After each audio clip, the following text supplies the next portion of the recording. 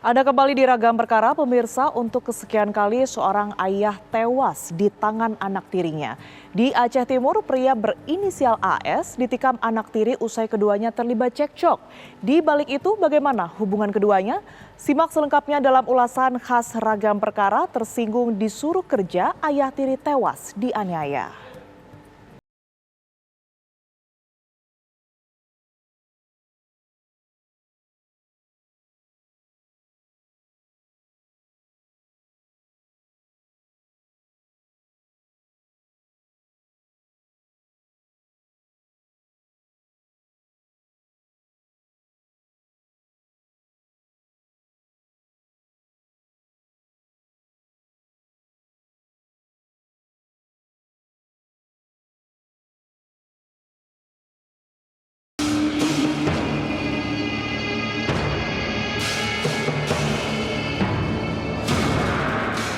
Pria berinisial AS, 45 tahun ini harus menjemput ajalnya usai menjadi korban kekesalan RS, anak tirinya yang berumur 22 tahun. Kejadian persisnya yakni pada Rabu 20 Juli 2022 di Dusun Mawar, Desa Perdamaian, Kuala Simpang, Aceh. Ihwal penganiayaan bermula ketika si ayah tiri membangunkan pelaku dan lalu menyuruhnya mencari pekerjaan. Entah bagaimana penyampaiannya, ternyata tindakan AS justru membuat anak tirinya tersebut tersinggung. Cekcok mulut antara keduanya pun tak terelakkan. Penganiayaan, namun akibat dari penganiayaan itu meninggalnya seseorang atau hilangnya nyawa seseorang. Usai cekcok mulut, pelaku kemudian hendak memakai sepeda motor milik ayah tirinya tersebut, namun tidak diperbolehkan. Saat itulah kekesalan RS meledak. Diambilnya sebilah pisau yang disimpan di pot bunga, lalu ditikamkan ke tubuh ayah tirinya tersebut. Setidaknya 2 tikaman mendarat telak di tubuh AS yang kemudian menewaskannya.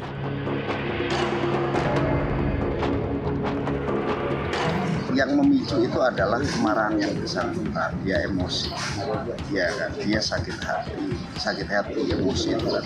Ketika tertimbun lama ini kan bahaya, mengakibatkan orang lupa diri dan sebagainya.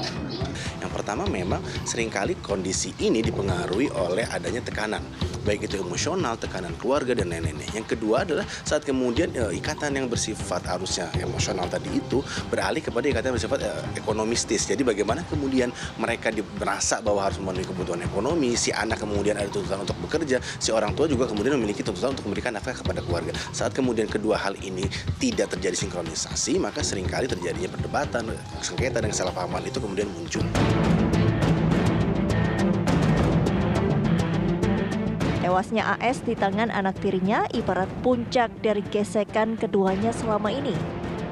Apalagi disebutkan korban sering berlaku kasar terhadap istrinya yang notabene ibu kandung pelaku.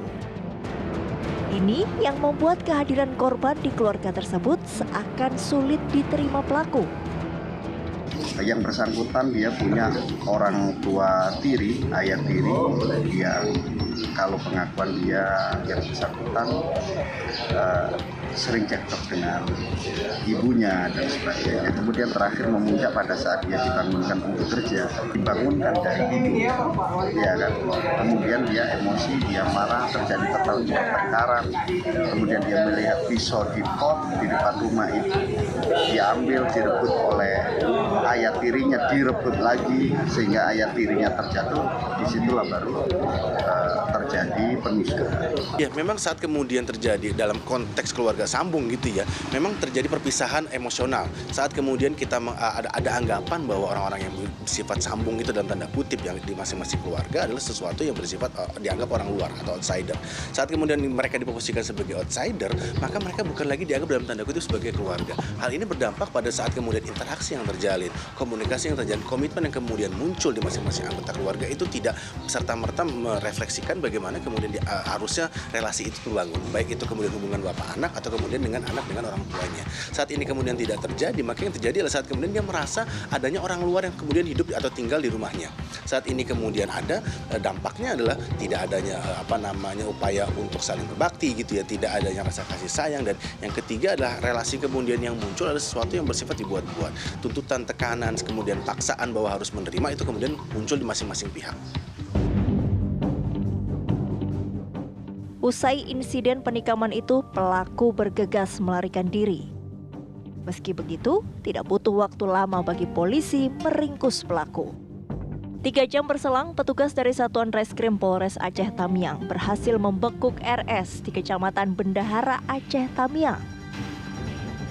Memang sikap impulsivitas itu kemudian harus dapat ditekan sedemikian rupa ya. Bagaimana di antara kedua belah pihak itu merasa bahwa sesuatu yang bersifat reaktif, sesuatu yang bersifat emosional dan spontan seringkali dampaknya sangat besar seperti itu, mengarah pada pembunuhan. Yang kedua adalah mereka harus bisa mengkalkulasikan resiko.